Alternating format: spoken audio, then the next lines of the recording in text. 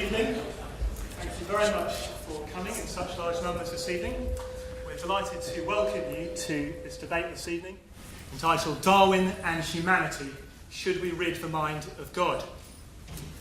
We are especially pleased to welcome our two speakers this evening, Professor Alister McGrath and Professor Peter Atkins. My name is Joshua Horden. I am representing the Christian Union, and I'm also a member of the Philosophy Society. In a moment I'll be passing over to Elena Alexic, the President of the Philosophy Society, who will be introducing Alister McGrath. So we're now going to introduce the two speakers. We are really delighted to welcome them both. And I'll start with Professor Peter Atkins. Peter Atkins was educated at the University of Leicester, then went on to UCLA as a Harkness Fellow. He returned to Oxford in 1965 as Fellow of Lincoln College and is now Professor of Chemistry. Currently he is Acting Rector of Lincoln College. His research interests were in theoretical chemistry, but he now spends most of his time writing. He's written about 60 books. Most of them are textbooks, a number of them books on science for the general public, including Creation Revisited and Galileo's Finger. When not writing, Professor Atkins tries to stamp out religion. I now invite Elena Alexic.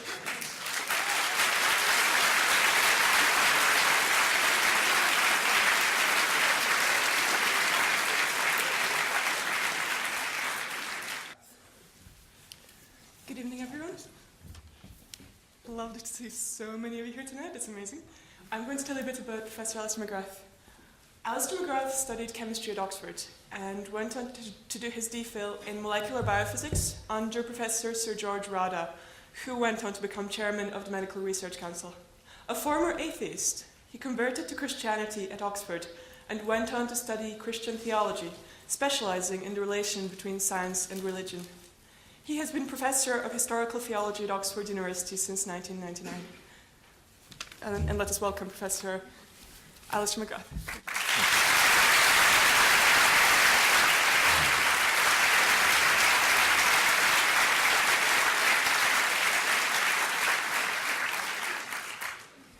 So may I now invite Professor Peter Atkins to begin our debate this evening.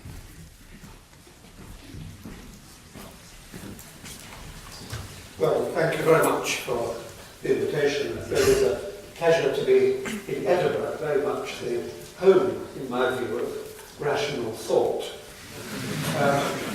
But only minds free of delusions can be truly rational. That the concept of God is a delusion should be apparent to any right-thinking person. Therefore, if we seek rationality, and presumably we prefer to be rational rather than irrational, then surely we must rid the mind of God.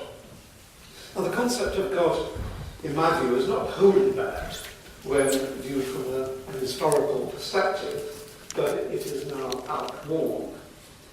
As our bewildered ancestors dropped from the trees, they sought solace and explanation. They formed the view, as they were tossed around by fate, that there were gods to be cajoled and appeased. That was the first glimmering of the view that the universe was open to explanation. And as time went on, those individual gods were incorporated into a globalized God. That global corporation continued to represent the search for explanation is good. However, that explanatory aspect of God, its crystalline core, accreted sort of sentimental codswallop for people confronted by the great questions of being, such as why we are here and the nature of good. Those who could not come to terms with the prospect of their own annihilation ascribed to God characteristics for which there was no justification except sentimental wishful thinking. The scientific method emerged from the crucible of religion, sentiment giving way to experiment. And experiment proved to be a far more powerful way to establish understanding than sentiment. First, scientists discovered the workings of the physical universe, the laws governing the inanimate. Here, Newton is the symbol of achievement. Then they overcame the mystery of the organic world and here Darwin is the symbol of achievement. That Darwin features in the title this evening is because although an understanding of the inorganic can be perceived as bearing little threat to the role of God in the workings of the world, the displacement of man's special place as God's creation in his own image by a view that man is just a serendipitous outcome of the horrid, bloody processes of natural selection treads squarely on religion's tender spot.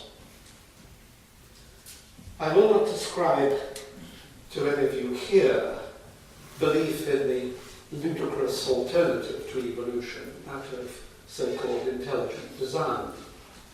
I would presume that even those of you of a religious bent can accommodate natural selection as a mode by which a God might have permitted man to emerge,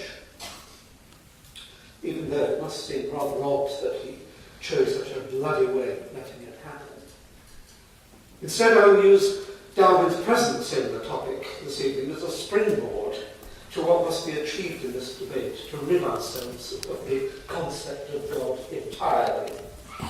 With Newton and his successors, we comprehend the inorganic without the need to invoke a God. With Darwin and his successors, we comprehend the organic without the need to invoke a God. Is there nothing in the universe that needs the concept of a God? If there is not, then our minds should be rid of him. Some believe that a God is necessary for there to be a purpose in the universe.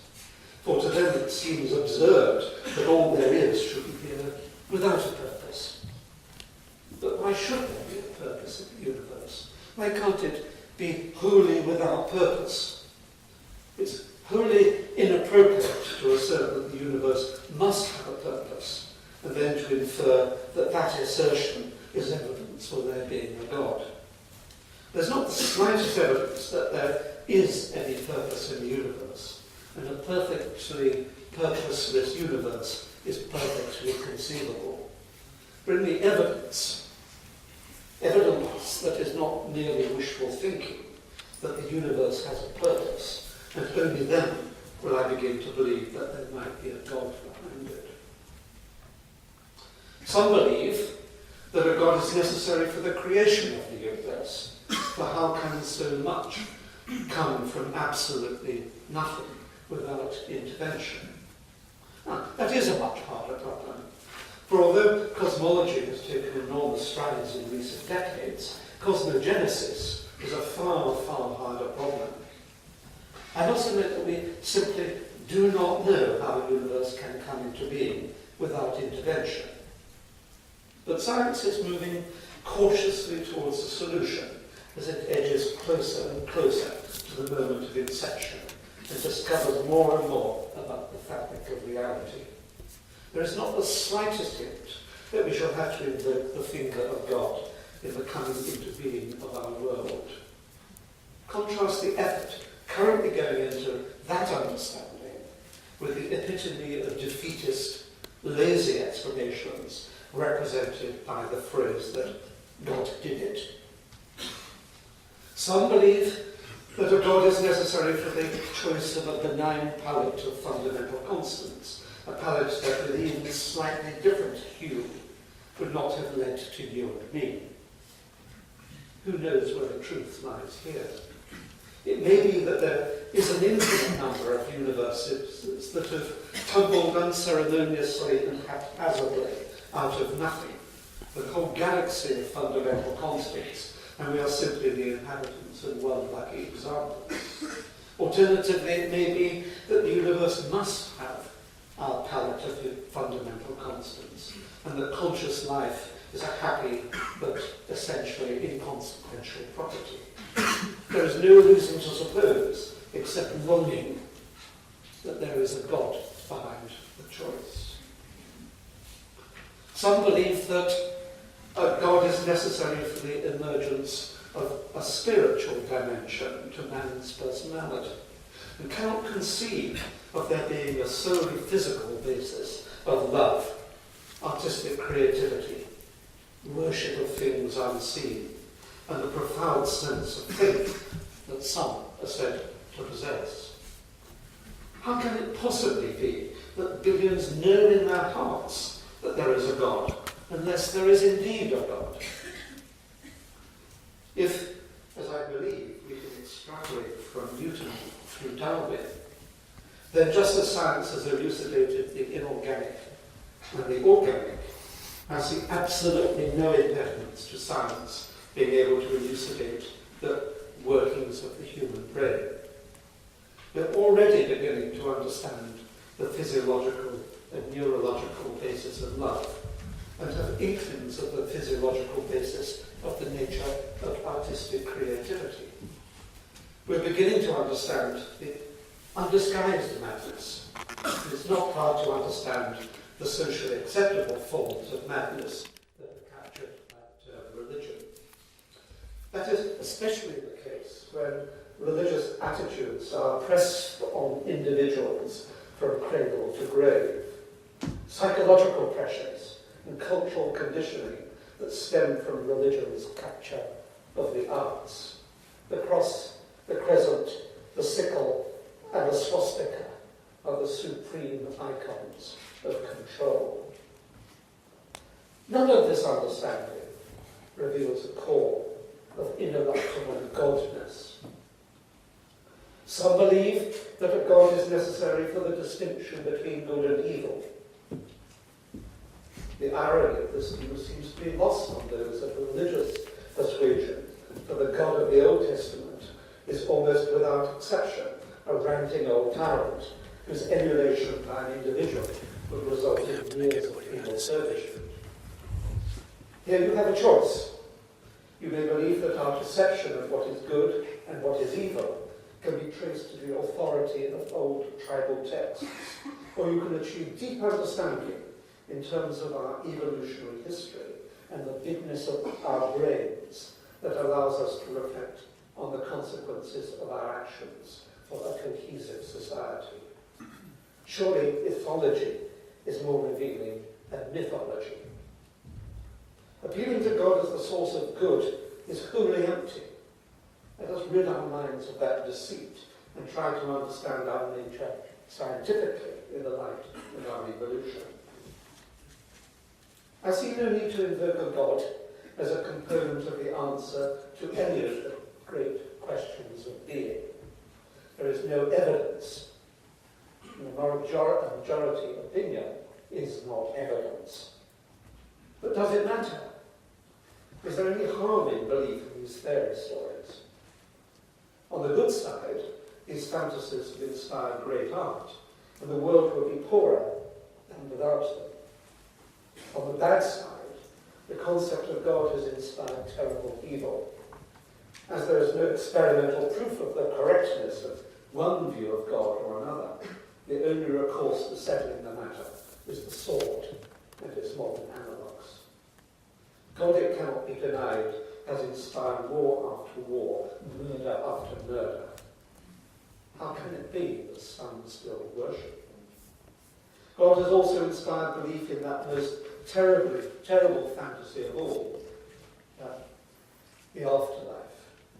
That belief is terrible because it thwarts aspirations in this life and inspires believers to dreadful deeds in the expectation, in due course, of sitting on God's right hand. Darwin's legacy is a wonderful legacy. It is essentially that we can know ourselves, in fact, on this side of the grave. It is indeed time to celebrate, really, the apotheosis of the Enlightenment by ridding our minds of God. Thank you.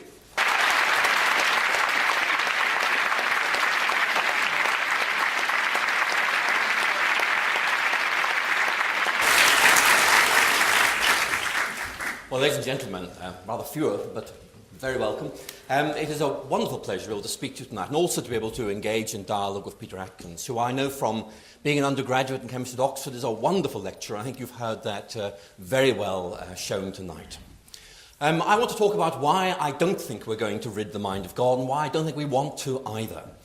If I'd been told back in the 1960s that I'd be here speaking to an audience in Edinburgh on ridding the mind of God, I'd been very surprised, I think. Because I grew up in Belfast, and of course Edinburgh is very posh. And so the very idea of, coming across to Edinburgh would be really quite spectacular for somebody who's born in Belfast.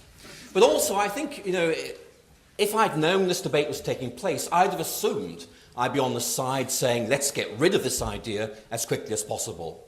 Because I, like many who were growing up in the late 1960s, took the view religion is evil, it's on the way out, it's for those who are mad, bad or sad, and it is going to be going out in my lifetime. And I believe that very, very strongly and also quite aggressively. And I'm sure you all know there are different kinds of atheists. There's a rather nice kind of atheist who will say, well, of course, I don't personally believe in God, but I'm so glad you do. I hate to say to you that I was not like that. I was very, very aggressive, very much convinced that to make this world a safe place, a good place, the only way was to get rid of religion altogether. And certainly, growing up in Northern Ireland, you can understand precisely why that was.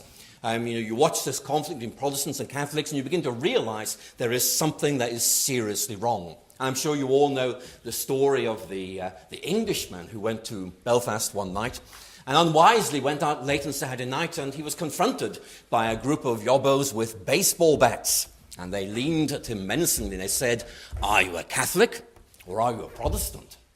But he was clever, and he said, "I'm an atheist." There was a pause. Are you a Catholic atheist or are you a Protestant atheist? And so for me, things really seemed elementary, very, very simple. And then I went to Oxford to read science, and to cut a very long story short, my world was inverted. I began to realize that the evidential basis for atheism was much weaker than I'd realized. And I began to realize that Christianity had the intellectual capacity to fascinate and the spiritual capacity to transform. And this really changed everything for me. And I began to realize I need to reorientate myself completely, begin to rethink the relationship between science and faith, something I still do to this day, and beginning to wonder about questions that until this point have been non-questions for me altogether. And our topic tonight is about ridding the mind of God, using Darwin perhaps as a way in. I think it's a wonderful title. And certainly I'd want to say immediately that if belief in God were outmoded or clearly evil or clearly wrong, then it needs to go. But I do not believe it is outmoded or wrong or evil.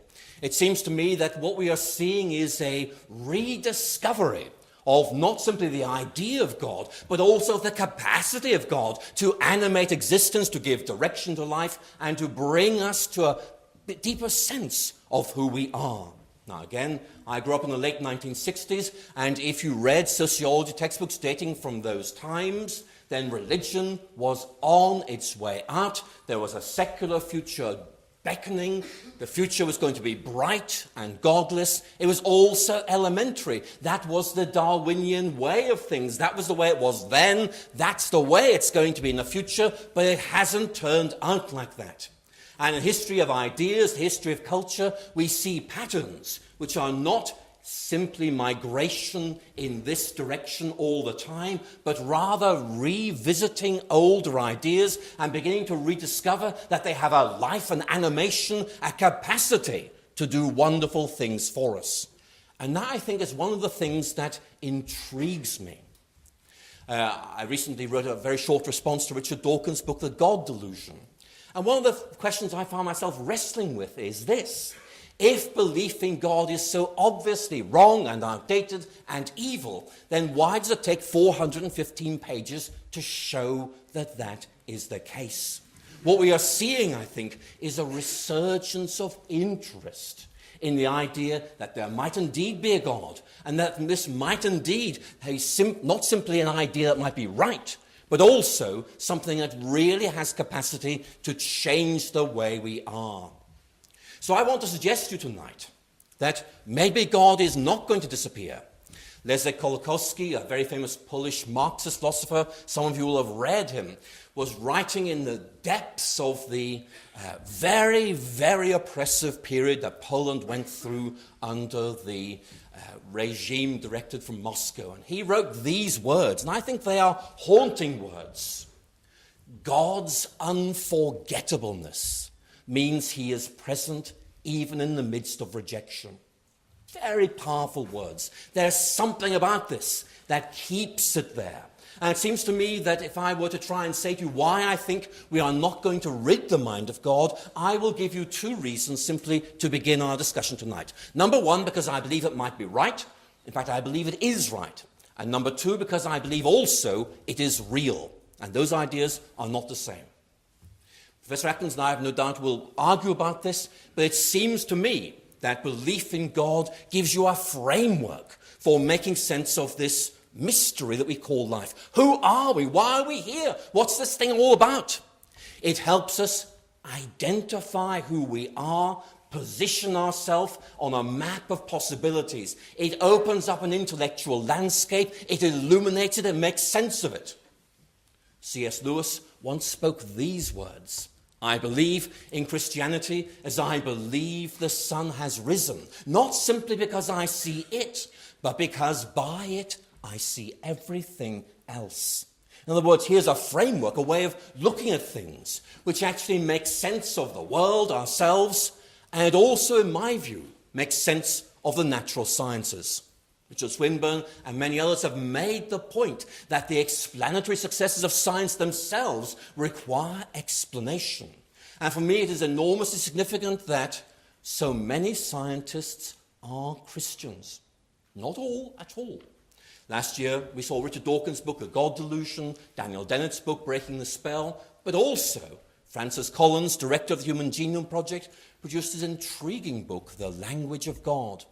Collins, an atheist who became a Christian, argued that in his view, the Christian faith made perfect sense of the evolutionary biology which he taught and which underlay the whole Human Genome Project that he directed. So I think there's a very important question here. Does science cause us to reject God?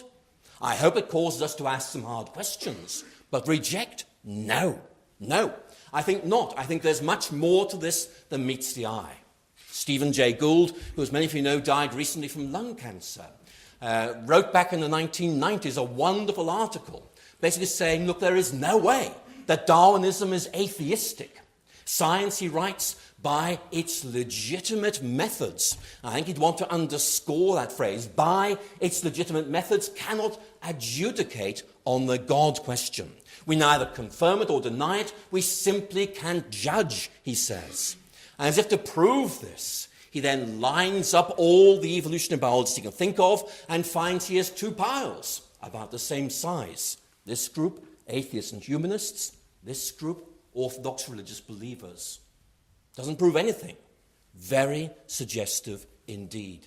It seems to me it offers a way of thinking, which I personally believe to be right, defensible, the best explanation of the riddles that life throws at us and we long to make sense of.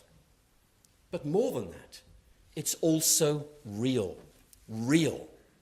That means not simply something that might be right, but something that actually produces meaning, that is significant. There are many things which certainly I had to learn as a student, which I'm sure were right, but actually didn't seem terribly relevant at the time. And I have to say, with the passage of time, I've even forgotten what they were. So the real issue is this. There are things that are right. The physical geography of Serbia, the political structures of the United States. We could list all these things. But that does not necessarily change your life. And for me, the really big question is this. Is there something which is not simply something we may believe to be true, but also has the capacity to engage, to transform, to give us a vision of who we are and where life is taking us? And for me, that's one of the things that Christianity does. It gives us that very powerful sense that we are valued, we are wanted, we are loved, we are special. It gives us a platform from beginning to engage the world, trying to make sense of its riddles, but also affirming us in who we are. We can read this world in many different ways. We can read it atheistically. That's fine.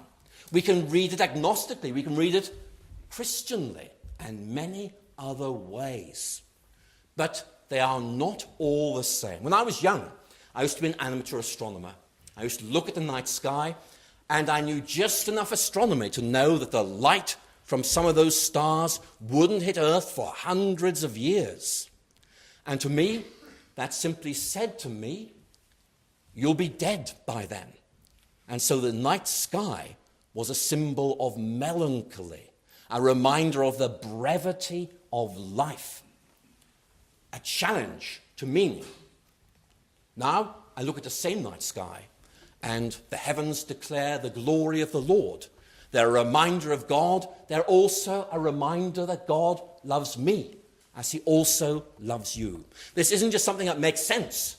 It's something that is, in my view, charged with the capacity to transform life. Right, real, both up for debate, but for me, that's the way things are. Will Darwin rid the mind of religion? I think not. I think if we're talking about the best winning out in the longer term, maybe actually religion is on its way back, precisely because it corresponds to a real need on our part, but maybe also because it corresponds to the way things really are. Thank you for listening.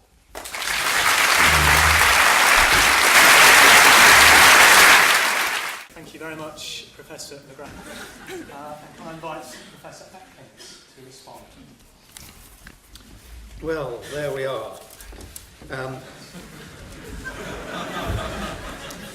I'm sure that you appreciate that that was a superb portrayal of that great dichotomy where that science illuminates, where theology obfuscates. Even Professor McGrath's grasp of the title of this evening was that slightly weak. I'm not arguing against the fact that religion will be, that the mind will be rid of the mind of God, but it should be, not will be. I can entirely accept that such is the grip of religion on men's minds that it is here to stay, and it is to my deep regret that that is the case. I think it deplorable when I heard someone say, what is the evidence for atheism? That was said by Professor McGrath in his opening words. Atheism is the absence of a belief in anything. It's really the foundation on which evidence must be provided for placing anything further.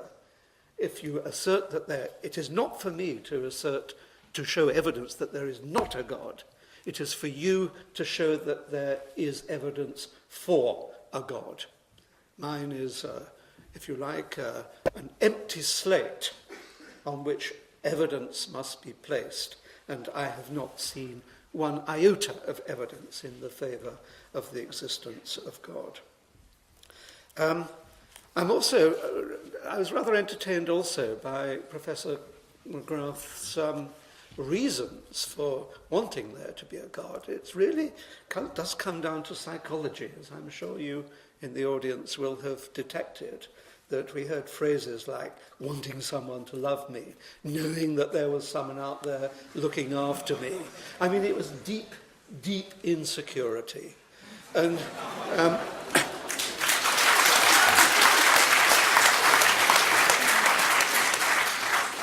what we really have to look for is not why there is a God out there or why there isn't a God. We've got to try to understand why people believe that there is a God out there. What is the psychology of belief? The only interesting aspect of religion, it seems to me, is how people can be trapped by it. And they're trapped by it through all these insecurities of wanting to give meaning to their life. I think that atheism can provide a framework, another term that I have to approach, can provide a framework for understanding where we are in the world. I rather like to think of myself as a consequence of undirected natural selection, and I'm rather pleased that I have emerged from slime. That I can understand that all you have emerged from slime. Some, I imagine, slightly more than others. But it gives, I think the fact that the world is a rational place, a place that we can understand, a place that has no teleology in it, that there is no purpose in the world, that we are here to grip the opportunity that this accident of life has provided. I think that's an enormously heartwarming, spiritually uplifting knowledge about ourselves. So I have to conclude, I see, but all I would like to say in response to Professor McGrath is that it was a sermon. It was not an articulation of any reason why there should be belief in God, other than this deep personal fear of annihilation and just wanting to be loved.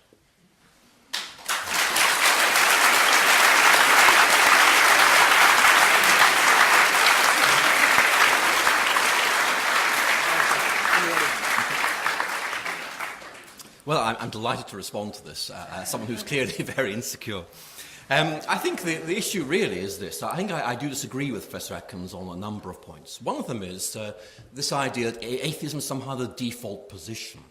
I happen to think that is simply not the case. The default position is agnosticism. In other words, saying, look, this world is so complex that actually we cannot make sense of it. And you think, for example, of T.H. Huxley back in the 1870s, simply saying he was fed up with people dogmatizing with the utmost confidence that there was a God or there was not a God. For him, the evidence did not actually permit either of those conclusions to be reached. And in many ways, Huxley was simply saying, look, nature is open to multiple interpretations. The evidence for them is not knocked down. And therefore, you can either say, look, we can't make sense of this. But if you say there is no God or there is a God, you're actually going beyond the available evidence. And therefore, I would want to say in response to Professor Atkins that I believe atheism to be a faith position. A faith position which is open to the same challenge as others, and indeed, in recent times, I think one could even make the case atheism has almost become a religion with its own high priests. But that might be another issue altogether. And certainly Professor Atkins is right to say there are very important psychological issues here. And certainly those who studied the social psychology of the emergence of early modern Europe will be aware that one of the reasons why atheism became so significant was this longing to make our own rules, to decide what we wanted to be right. Instead of doing this, we were able to make the rules. And therefore you can see that atheism also began to emerge in response to a human perception that this was what we wanted to be the case. That's not about insecurity, it's simply about identifying complex psychological pressures that have a real impact on our lives. For me, you respond to something which is true, irrespective of where it leads you. If it leads you to say there is no meaning to life, that's fine. If you say it means you're loved, that's fine. The key question is, what is right?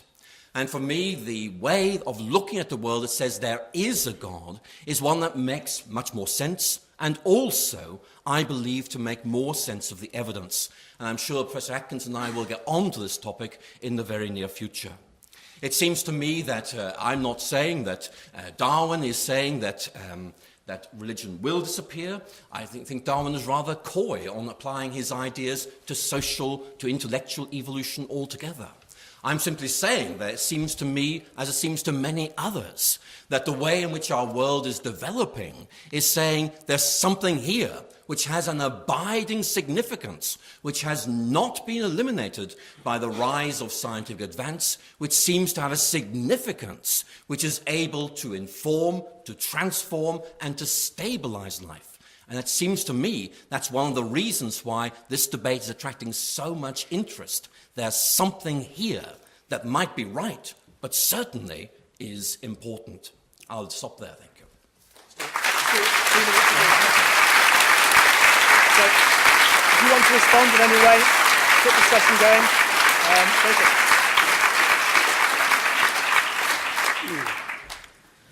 But atheism is not a faith. I mean, I will not budge from the position that I come in with no beliefs whatsoever. I do not believe that there is a God. I do not believe that there's a tooth fairy. I do not believe in Santa Claus. I do not believe in anything. I'm prepared to believe in all those things if evidence can be provided. And no evidence has been presented this evening for the existence of a God. There is no reason for me to move away from my completely barren view of the world. Now, what purported evidence has been presented by Professor McGrath has been entirely psychological. It's entirely to do with feelings about self-worth, place in the universe, and so on. None of that is convincing evidence that I should move away from the position that there's no need to believe in a God. I suppose I can be slightly more succinct in the following sense, that there is nothing in the world that requires the postulate of the existence of a God. Science can, if you want to confine yourself to science, which is, after all, the only true way of knowing anything, if you confine yourself to science, there is no aspect of the workings of the world that requires the introduction of a God figure. That would be total defeat of science, of course, should that ever be the case. So there's no need for a God. There's no evidence for a God. But you can, of course, understand the psychological pressures, and we've seen them displayed very well this evening, why people are desperate that there is this external meaning to oneself. Well, I think I'd like to respond to this point. First of all, I think that the reason I shifted from atheism to Christianity was simply because I believed it was right. And again, those of you here tonight will know that, for example, if you read, for example, Gilbert Harman's very famous paper, Inference to the Best Explanation, or indeed Peter Lipton's recent, reworking of that God theme. is not an explanation. I'm sorry, can I just finish? Yeah. That one of the key questions here is how on earth we make sense of the world. And the point that Harman and Lipton make is really very simple. We are faced with an enormously complex world, with competing explanations. So we cop out. No, I'm sorry, do you want to try?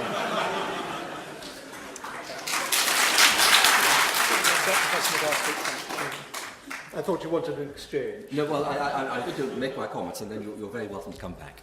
And the point I'm making is that there are many explanations, and the real difficulty is trying to work out which is the case, when simply scientific explanation is not going to take us very far. And again, Professor Atkins and I think are going to disagree on this. How far has religious explanation taken us? I think, I'll just make my point and I'll come back to you, if I may. Again, Professor Atkins is really giving us science as the answer to the world's intellectual issues, and I would say more than that. But again, the point I would want to raise is this. One of the big questions in life is this. What is the good, and how may we live the good life? And it seems to me that science really has difficulty in answering that question. If I may, and then I'll gladly hand over to you, and I promise I will not interrupt you. No, I'd like you to interrupt. I will not interrupt you. Don't worry. Let's take a good example of someone who I think makes this point very well. That's Peter Medawer, who, in a very interesting book, Medawer was a medical man, as you will know, who won the Nobel Prize for Medicine back in the 1960s. In his book, The Limits of Science, published in 1987, Medawer makes this point. He makes the point that, in his view, science is outstanding. It is the best form of knowledge we can hope to have within its limits. And the point he makes simply is that when it comes to the correlation of incidents in the physical world, the material world. It's wonderful. In principle, there are no limits to what it does or indeed can do. When we start talking about value or meaning, it's different. And Meadower ends the discussion of the limits of science by simply saying the existence of a limit to science is shown by its inability to answer, and he gives some examples of questions of meaning. Why are we here? What's the point of it all? And it seems to me these are real questions. I love the sciences. I have no problem with them at all. But the issue is there's more to life than that. And my concern is, where does science leave us? And where do we move on from there? Well, there's an exercise.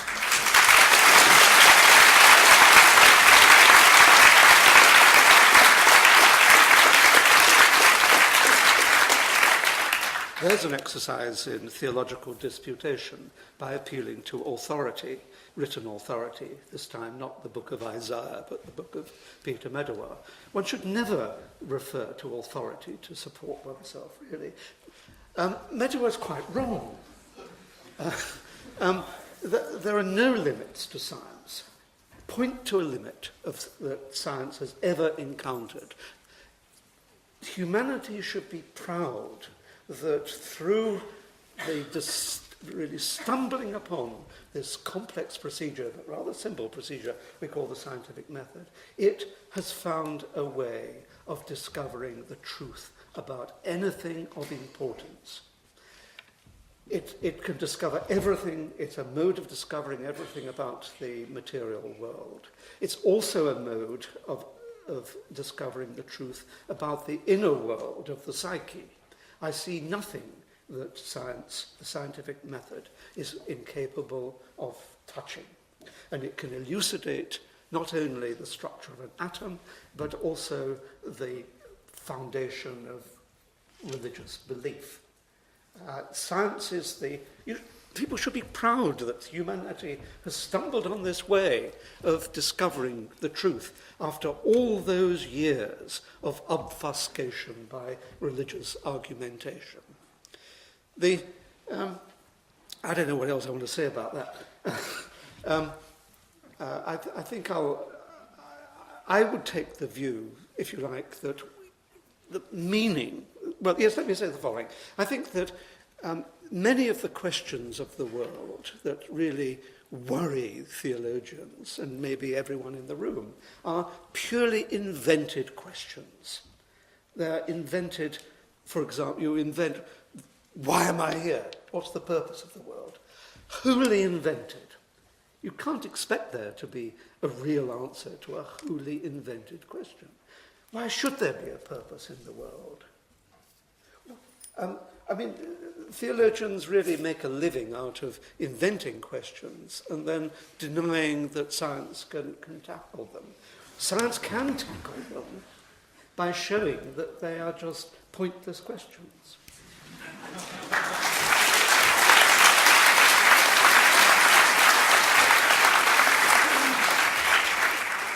Well, I don't think the question of what is good and what is evil is a pointless question. No, but it can answer it. Science can answer it. Well, science answers it through looking at our evolutionary history to see the emergence of, if you like, ethological ideas. How do you respond to that? It's far better to know where we come from than to appeal to some sort of God thing. Well, let me respond to that point, and then I'd like to respond to an earlier point, which Professor Atkins very helpfully made, but I think also makes a point. Richard Dawkins and I disagree on many things, but I think the point he makes in the final pages of The Selfish Gene are right. That he in effect says, look, here is how we came to be where we are.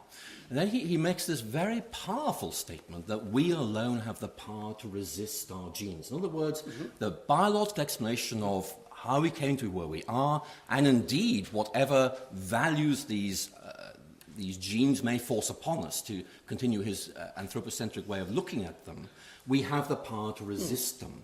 And again, the key point for me is what is good, what is evil. And again, I do not dismiss this as a trivial theological question. It is one of the most fundamental questions that humanity asks. And again, Richard Dawkins and I do disagree on many things, but in his book, A Devil's Chaplain, I mean, I think he makes a point which surely is right, and that is science has no means of deciding what is right in terms of the morality of things. But it does have a means of understanding how we have come to view particular actions as right or wrong.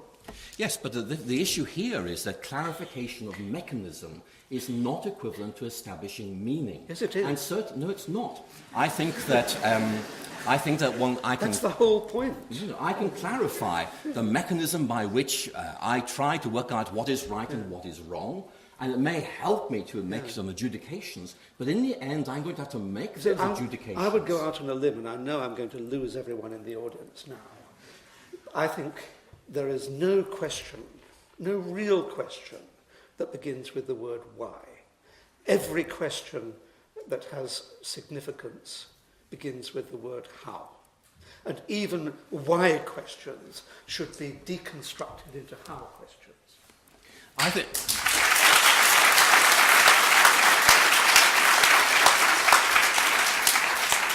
there is no doubt that scientific explanation offers us one level of explanation which is enormously helpful, but it does not exhaust explanation. It does. And I don't think it does. Again, I can point at somebody in the audience and you give a very good account of how neurologically I did that, of how my musculoskeletal system performed, but there's still something behind that, namely my intention in doing this. Yeah, but no, there isn't a God behind it.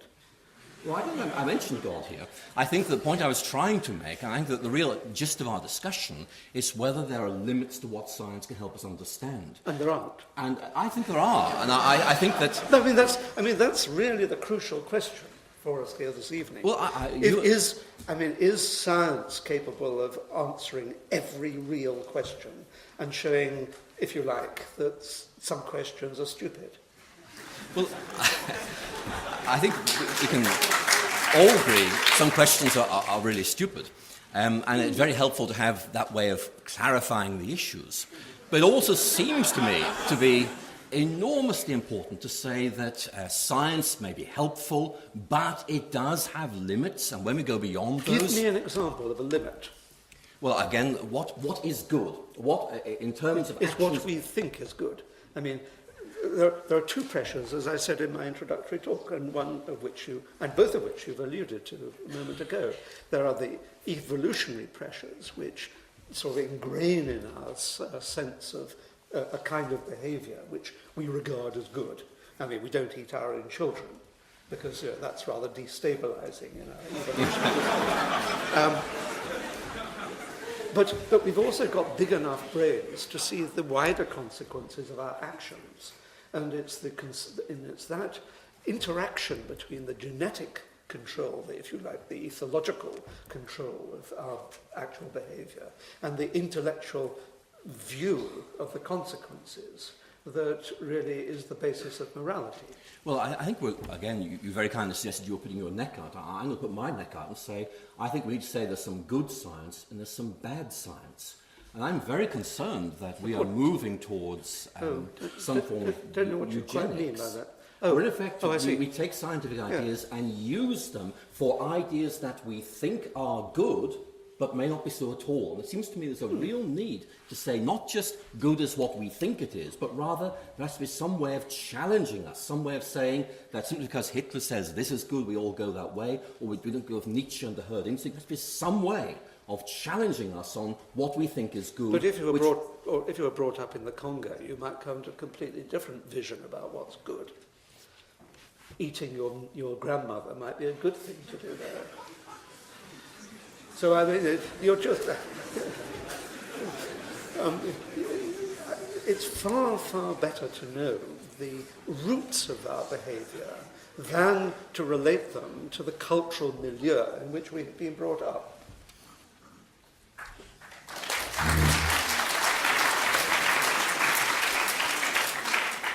At this stage, we want to move into a time of question and answer. So if you have any questions, I'm going to ask Rich on this side and Chris, if you can come and grab this mic, please. Thank you. And we're going to try and move the mics around and hear the questions. Yes, my question is for Professor Atkins. My question is, in my understanding of the scientific method, it works by proposing a hypothesis and then attempting to disprove it. That science never actually proves anything ultimately, but only through repeated experimentation can things not be disproved and be accepted as ongoing theories, as long as they are useful for further scientific inquiry. Now, when there's something that you have no way of testing, such as the theory of God, if there's no way to test this to attempt to disprove that hypothesis, isn't that a question that science is not qualified to speak on?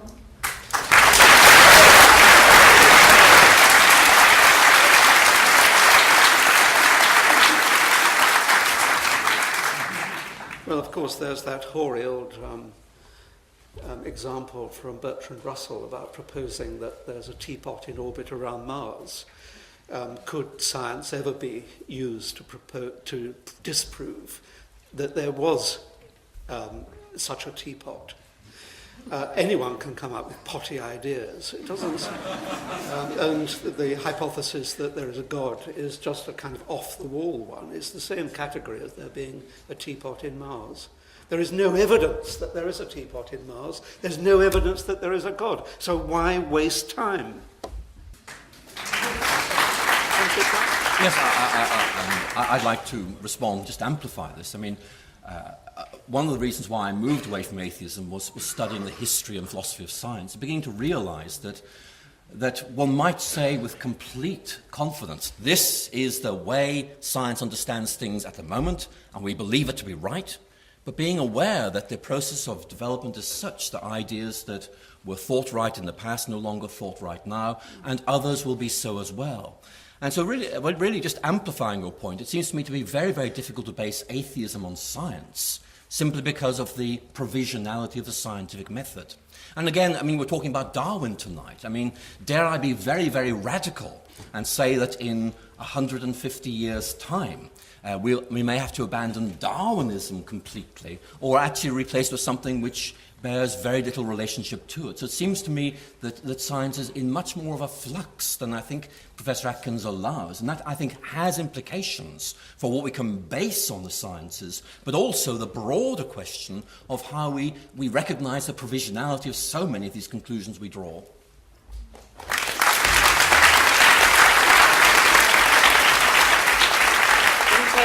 The lady in the blue in the central gantry. Thank you. Rachel. This is a question for Professor Atkins, actually, and I'm afraid you may find it a rather simplistic question. But you seem to be a great advocate of the purposelessness of the world and life in general, and I was just going to ask you, does that not make you a little bit sad?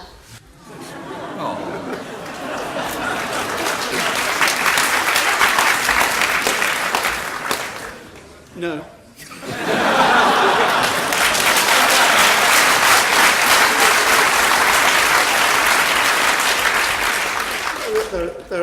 There's two kinds of purpose. There's cosmic purpose, and there is personal purpose.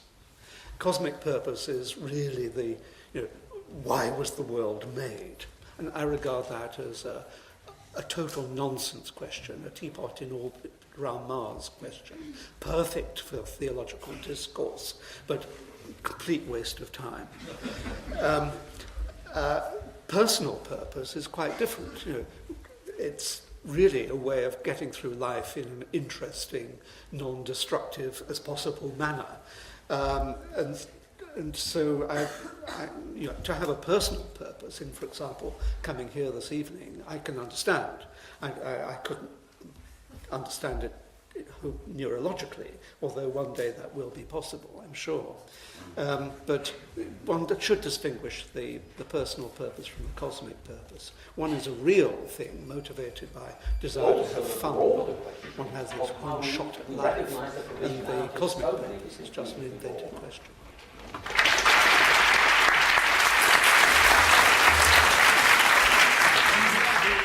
Gentleman in the black t-shirt there. Yeah. Is science capable of answering every real question and showing, if you like, that some questions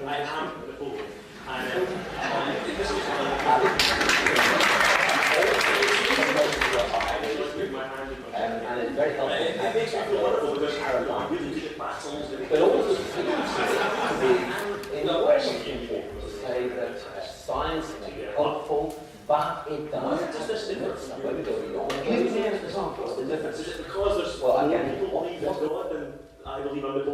where does the difference come? Well, there is no Napoleon. So you can't be Napoleon. You're deluded. I'm sorry, I'm only reincarnated, sir. No, I mean, that's a great question. I mean, my answer was flippant, and thank you for taking it with such good humour. But the point I was trying to make is actually, in order to answer that question, we need to have a shared idea of what we're talking about. And it just seems to me, actually, one of the big questions an atheist tries to engage with, and certainly this puzzled me when I was an atheist myself, is if there is no God, then why on earth do so many people believe there is one? And of course the answer would be, well, because they are deluded, or they are slightly eccentric, or they're downright dangerous. And I accept these are all options we do need to look at very, very seriously. But to do justice to you, I'd have to say, well, you know, are you Napoleon? I mean, we have to actually look at that. And it seems to me there is a real issue here, which actually might the question be answered simply by saying there is something called a God, which many believe in and find real as well. But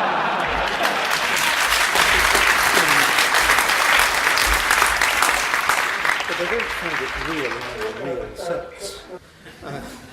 All it is a state of mind, a psychological state of mind. Really, it is a delusion and nothing more than that. It's a self-delusion. The whole of religion is a self-delusion, which is impressed upon people by the culture in which they emerge, and really the entire surroundings of society.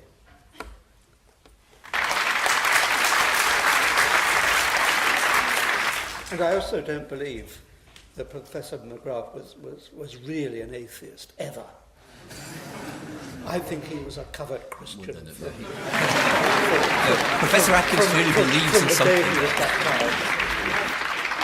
The idea that forthright in the past and longer forthright now, and others will be so as well. And so really just amplifying the point, it seems to me to be very, very difficult to base atheism on science.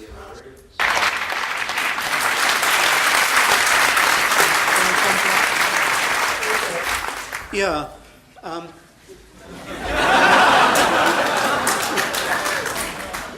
One of the phrases that I really most deeply regret having made in my life was on a TV program about a month ago, where I said that I was accused of being arrogant, and I said, and I regret to repeat it here actually, but I will, what's wrong with being arrogant when you're right? But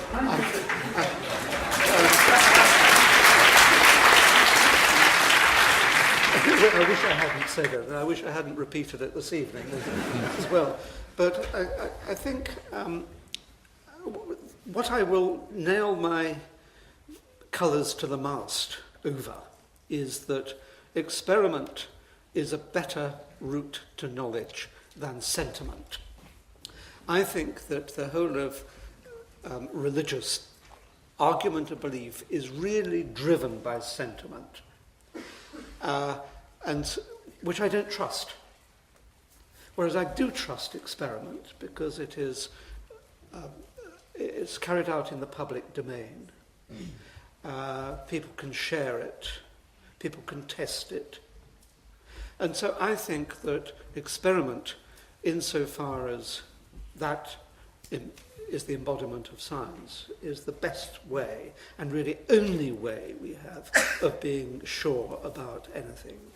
And I think that the scientific method can be brought to bear on every kind of question, including those whose answers are all to do with psychology. I'm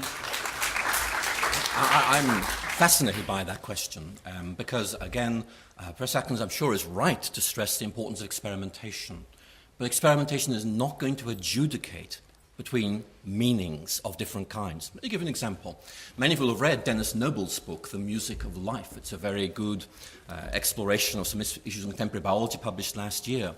And what he does is he compares himself and Richard Dawkins, a quote from Richard Dawkins in which we are there to serve the genes, and his own reworking of that quote in which genes are there to serve us. He makes the point. These are radically different metaphysically and also morally. He then makes the point they are empirically indistinguishable. I think that's extremely important. I respect Peter Atkins' emphasis on the importance of experiment. It's brought us a long way. But there are issues where basically there are core issues of truth, metaphysics, morals, where I don't think experiment is going to answer those questions at all. And I don't believe that means we say, therefore, they can't be answered. I think it means we look elsewhere for those answers. You see, there's a primary difference.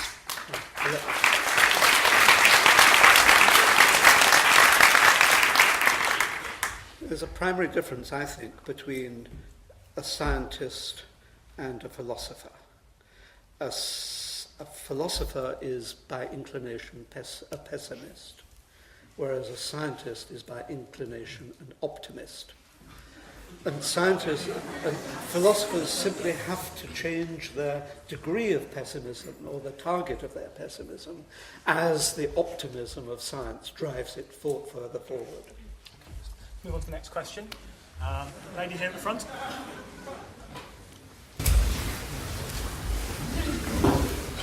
My question really is to the two of you. I was quite surprised, Professor McGrath, by everything you said, because I don't think that once you said that you knew God existed. You always said you believed. And what I'm wondering is, if God were to come down and prove to us that he existed, I believe Professor Atkins would be shocked, actually.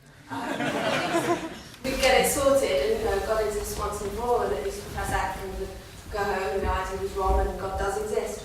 But what I wonder is, wouldn't it lose all its meaning to you? You talk a lot about meaning, but if God did prove to us that he existed, what would happen about your belief? Right, well, I think that's a very good question. The English language is fascinating, and the word belief in plain English very often has a weak sense. I think this is right, but I can't show it. And very often we find ourselves in situations where we do passionately believe things are right, and yet can't prove them. Again, to give you a simple example, I believe democracy is better than fascism, but I have a job proving that. But nevertheless, it's an extremely important judgment for me. But of course, the word belief, or faith, for a Christian actually means rather more than that. And your question invites me to go beyond that, so I'm very happy to do that. For a Christian, the word faith implies not simply something that cannot absolutely be proven. I think that is part of the package. But actually something that may nonetheless be relied upon. It's something that one can base one's life on. And it seems to me that I want to make a distinction between cognitive and existential evaluation of the situation. Cognitively, I may be in a position where I can say, look, I believe this to be so, but no, I cannot prove this with absolute certainty. And many of us are in precisely that position about many of the big questions of meaning. But existentially, in terms of the way I engage with life, the way I approach things, I would say this is so good, this is so right, that actually I'm going to base my life on the assumption that this is so. And that is really where I am. So your question is a good question, and it's a very fair question. I've used the language of belief, because we're talking to a philosophical society. I thought it might be good. But I thought in terms of my own personal way of looking at things, there's the cognitive side of things where you evaluate arguments. But then there's a level of personal existence. And for me, this is right, this is real. And I hesitate to use the word proof because it's a word that it means different things to different people. But certainly, for me, it is a certainty that I believe I can live life on, but an existential certainty. I believe I can commit myself to this. It changes everything, and for that reason, it's something I believe I can take forward in that way. How would your life change if you were suddenly to lose your faith? Well, I think when I lost my faith as an atheist, my life changed radically. So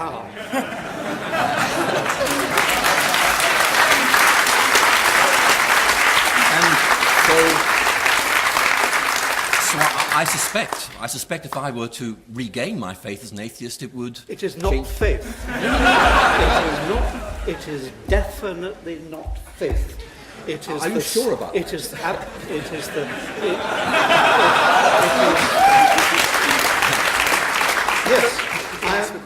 I am sure that the starting point for any argument should be the statement of the least complex hypothesis. and to see how far that takes one. And in my view, the least complex hypothesis is that there is not a God. Your microphone. Thank you for taking my questions. Thank you, gentlemen, for visiting us here in Edinburgh. My question is for Professor McGrath. I apologize, but it excludes Professor Atkins by default. The question is, can you offer some of the fundamental tenets appropriate to for an appropriate epistemic model for Christian revelation? Can you offer some fundamental tenets for an appropriate epistemic model of Christian revelation?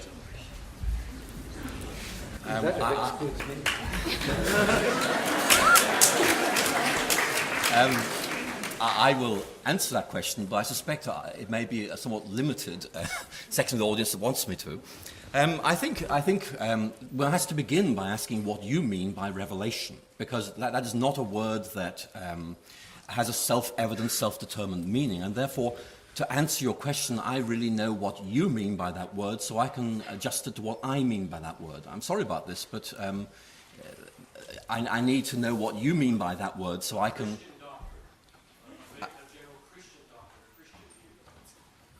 So you want me to... My view on... No, what do you mean by revelation? How do you know things that God has revealed versus an epistemology from things of below? Well, I think if we take the New Testament, which again seems to me to be a very good place to begin to answer this question, I mean, one of the critical questions there, and I think it's a critical question in terms of how we engage with the world, is how do we make sense of what we saw happening? And again, if we take, for example, the Gospel of Mark, which is a very good example of this. In the Gospel of Mark, you see Jesus doing certain things, saying certain things, and provoking the response. How on earth do we make sense of this? And there are various options. He might be mad. He might be some kind of deceiver. Or there might be something more to this. And the whole question of revelation for me is trying to take a view of all that is there on the table, all that's given, and asking what is the best way of making sense of this in terms of the idea that in some way this may disclose the way God is. And of course, for Christians, again, if I was being very, very narrow and specific, that question of revelation is actually very specifically focused on the identity of Jesus. And the big question really in the New Testament is, to know what God is and what God is like, do we look at Jesus Christ or do we look elsewhere? And the classic Christian answer is this, that Christ brings to fulfillment the pointers we see elsewhere, but that he in some way brings them to a greater clarity and a greater fullness. So what can be known of God, for example, through nature, is actually disclosed much, much more fully. Now, I'm sorry, I would need to give a lecture to even begin to answer your question properly, but I've just sketched how I'd like to begin in response to that good question.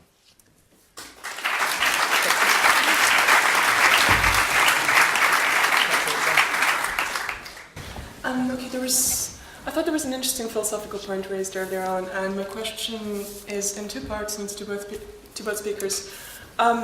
Professor Atkins mentioned that atheism is the simplest explanation for the existence of the universe, etc. I was wondering what the justification is for it being a simplest explanation, because on matters of metaphysics, it's not at all obvious which explanation would be the simplest. And the second part of that is, why do we appeal to the simplest explanation in the first place? What's the justification for the universe having to be simple?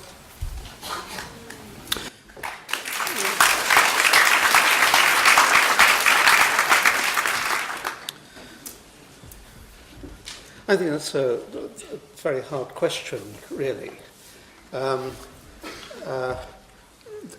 alternative, if I could turn the question round to the statement that God made the world, is one of extreme complexity that reveals nothing and enables one to draw no conclusions, really, other than the sort of codswallopy sort of conclusions of typical of religion. I think insofar as the human mind is, through the scientific method, seeking comprehension, it will achieve it if it can express the origin of the world in a very simple mathematical way, and that is the way to enlightenment. I think any use of the word God in relation to any explanation is actually a deceit for saying that I really don't know. I think simplicity is really what scientists are after, and it's shown over the last 300 years to be of enormous potency.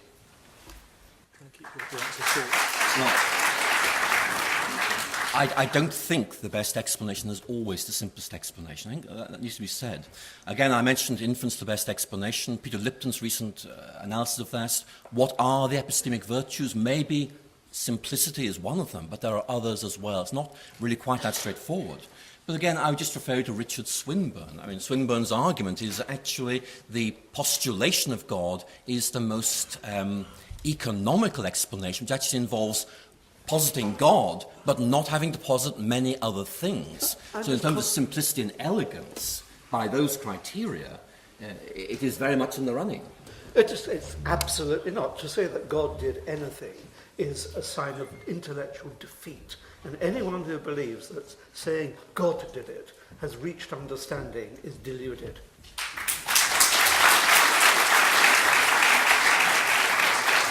I'm afraid that is all the questions we have time for. I very much hope that conversations will continue after this.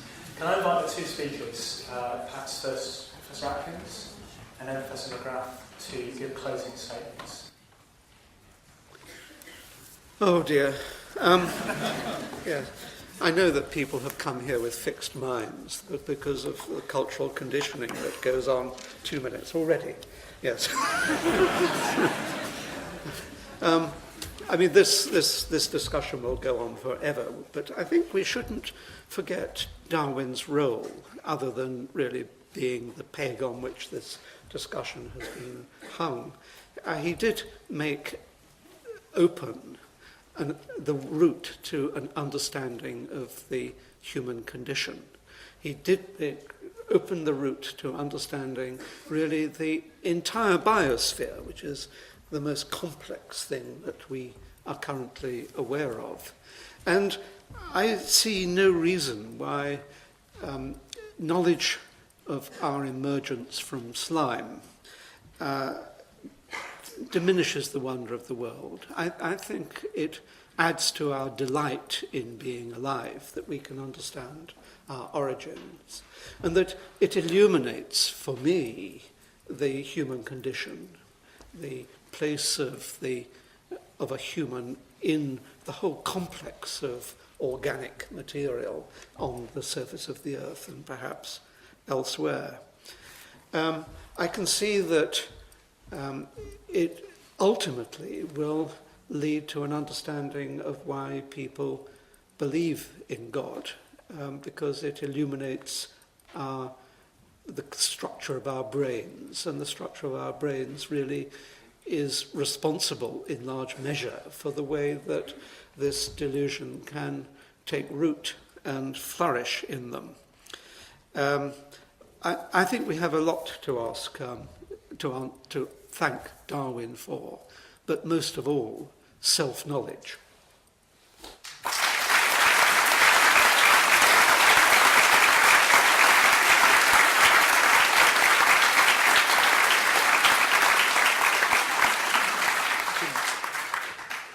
I don't think Darwin helps us understand why we believe in God at all. I think the question is wide open. I admire Professor Atkins' emphasis on the sciences. In fact, in many respects, he and I agree on an awful lot, and above all, from what I hear, the beauty of nature. I agree with him entirely, and I love the sciences because they open up that beauty and that wonder. I think the main difference between us is whether you stop there, or whether actually the beauty and wonder of nature might be pointing beyond itself, like light from a distant valley, or a mountain peak that you can just see in the distance. Is science complete in itself? Is nature complete in itself?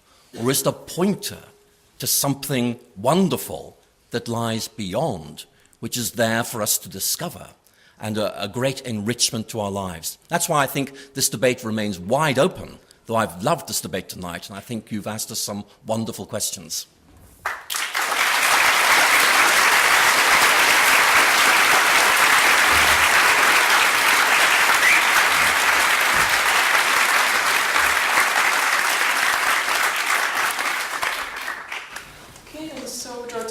There's just another couple of things left to be said. First of all, I would like to thank Professor Peter Atkins and Professor Alister McGrath for coming all the way up to Edinburgh to speak to us tonight.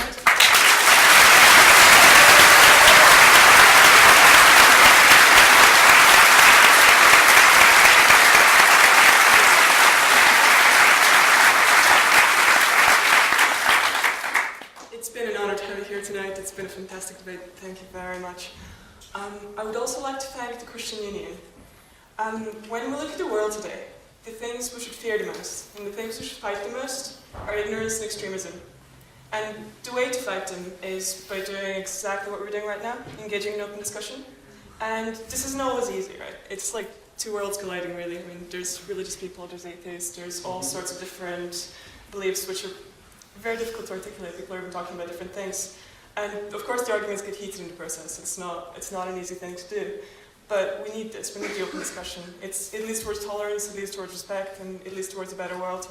I would like to thank the Christian Union for setting such a good example in this. And I would like to thank our speakers for being willing to represent the different points of view. Thank you very much.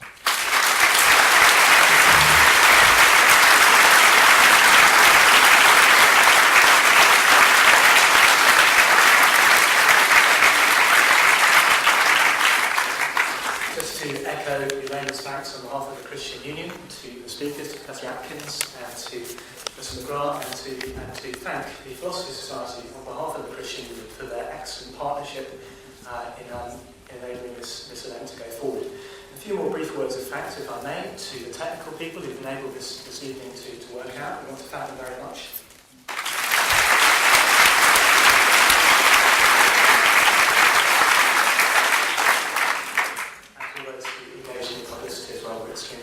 To you.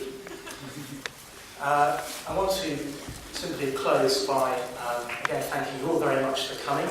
We hope that these kinds of discussions will be ongoing in the future, and that both in the Christian Union context and the Philosophy Society, and maybe in these sorts of forums in the future, we can actually take on questions which really matter and discuss them properly.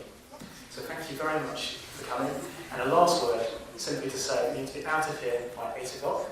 So if you could wait please for a moment until the speakers have left. And we very much hope these discussions will be ongoing. Thank you very much for coming.